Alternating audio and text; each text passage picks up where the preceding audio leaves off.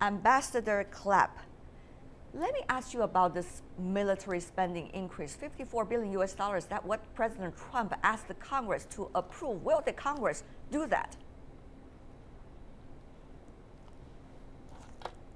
Hello. Thank you for having me on. If past patterns apply in this case, the Congress will not go forward with a spending increase that large. The money simply isn't there. Now, U.S. defense spending has been under sequester for several years now, and so it's behind, and there will be some increase. I think there will probably be bipartisan support for that, but it's not going to be of that magnitude, and not at the expense of other foreign policy instruments, such as diplomacy and foreign aid. But we have noticed that, Ambassador Clapp, both in the Reagan administration and also in the Carter administration, of course, that's some time ago, meaning Republican and Democrat, have been having double-digit military spending, but that was during the Cold War time. So now, what exactly do you think is Washington's pulse in terms of the level of increase Washington would like to absorb? Well, I think it has to do with calculations of modernization and replacement. A lot of the military equipment that we have is growing quite old and needs to be replaced. I don't think it's not an expansion of our military forces that's being proposed. It's rather upgrading. And you have to remember that we've been involved in a war in the Middle East for a long time now, since 9/11 in 2001. So that's already 16 years. Military equipment does not survive that kind of use, so there needs to be some additional spending. Of course, there are reasons for every kind of increase of military spending worldwide. But what about for you, Professor Watanabe? Japan, of course, that's also even more controversial issue. It's not just about money. It's really where Japan wants to go, whether you still want to be a pacifist country.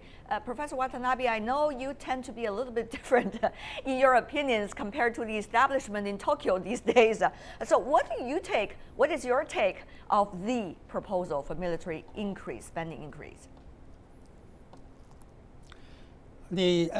President Trump is a businessman, so his way of explaining his policies in the beginning is to give the shocks to the people, and then gradually he can amend, or he can change his speech. Right, but what about meet? Yeah, what about Prime Minister Abe? Probably in your case, it's more about Japan's military increase, Professor Watanabe. Here in Japan, Japanese people are not for the Abe's military administration like that, because there are so poor people, lower class, and they are put into difficulties in living that life. So Mr. Abe wants to hide those things behind, telling that to have the military allies with the United States will help the economic growth of Japan. So this is the reaction of the people, frankly speaking. Okay. Professor Watanabe tends to be a little bit on the left in his country. That's understandable. But what about you, Senior Captain Zhang? I mean, when China observed both Washington and Tokyo wants to, at least the administrations, increase the military spending, does it send any signal to Beijing? Well, I think really the increase of the defense budget of the United States and also the Japan now are both historic.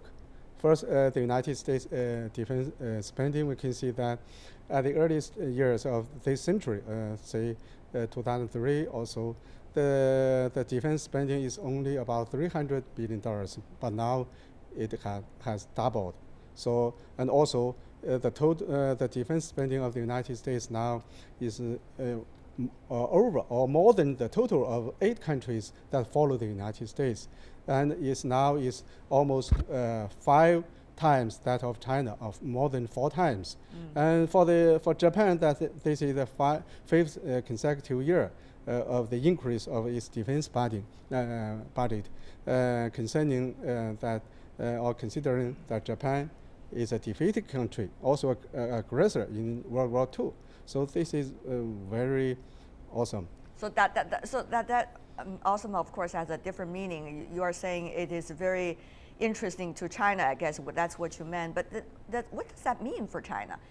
Does China, as a result, also would increase its military budget even more than what is original plan?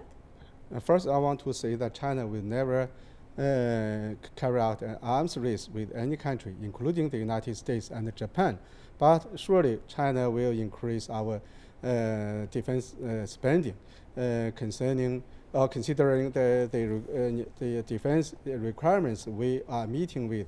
For Japan, now we see that they are purchasing offensive weapons like fighter jets, submarines, also the amphibious landing warships.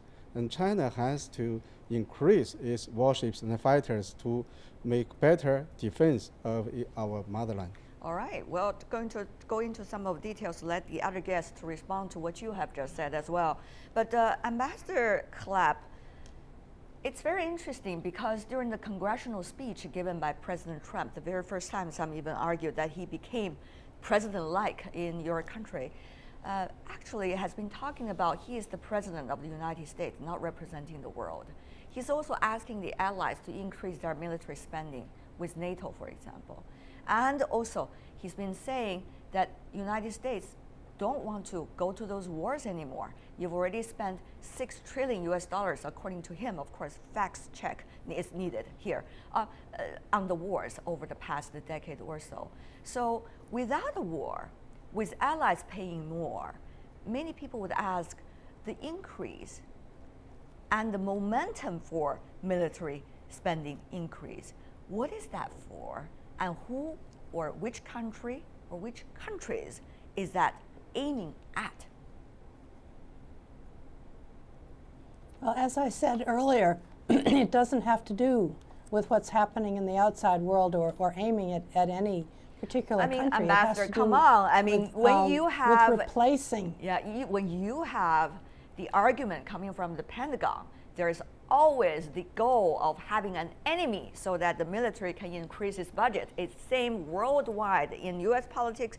It's true every year. So once again, I know you're from the civilian side. Well, that's your opinion, but not mine. Okay, in your opinion, I simply don't agree with your statement. In your opinion, you're coming from the civilian side, namely earlier working with the State Department. How is that diplomacy and so-called military increase is being balanced from your perspective? Ambassador Clapp. I'm not sure I understand your question. My question is very easy. I said earlier that I don't believe that whatever increase in military spending may occur during this administration is going to be done at the expense of diplomacy and foreign aid and other instruments of foreign policy. The Congress simply won't allow that to happen.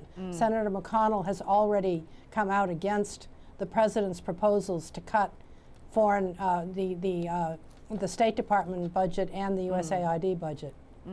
Very interesting, the internal politics in United States. Professor Watanabe, is there any way also interesting politically going on inside Tokyo when the Abe administration made the proposal in the Congress? Is there going to be any opposition voices, or actually it pretty much have a free ticket? Half of the members of the Komeito coalition party is very dubious to the policy of Mr. Abe, and the biggest opposition party, Minshuto Democratic Party, they are keenly against Mr. Abe's policy, because to have the world peace order, we need the negotiations. And all the countries which welcomed or which were, you see, with the United States military forces, there are so many refugees and the political turmoils. So opposition parties in Japan are against Mr. Abe's policies as a whole. Senior Captain Zhang, after heard what your two colleagues in this debate had to say, many would also ask, why is China has to increase its military spending over the past years continuously? Do you want to give also some reasoning here?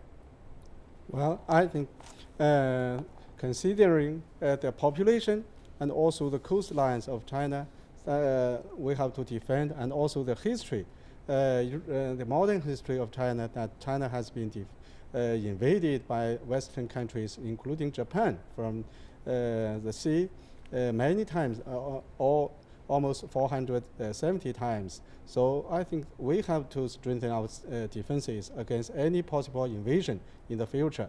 And also we can see that apart from the portion of the defense budget for armament or for weapons and equipment, a large portion of the money goes to actually to improve the working and living conditions for the military men.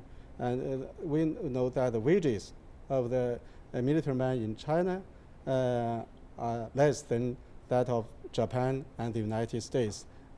So well, people would say they're very different development stage, right? I mean, the average salaries of the common Chinese are lower than the average of that of the United States and Japan as well. Senior Captain Zhang, I have to come in here about that. And also, we have to concentrate on the readiness training, including the military exercises.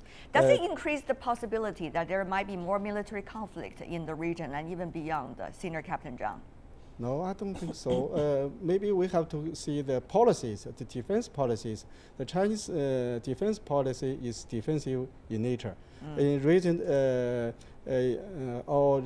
centuries, China has never invaded other countries, but or in the last several decades, we can see that the wars have been waged or initiated by the United States. And also in modern history of China, China was invaded several times by Japan. So that's why we have to strengthen our defenses. Okay, well, we have to let the other two guests comment about that. Ambassador Clapp, briefly. Well, I think that the leaders of our countries will be very careful to maintain conversations with each other about our respective interests, so that we don't wind up inadvertently in military situations, of military conflict. I think it's incumbent on all of our leaderships to be aware of the dangers of that, including military leadership. Now, I think we need to take into account that there are robust conversations between the U.S. and China, U.S. and Japan, and all three countries all the time at different levels of government.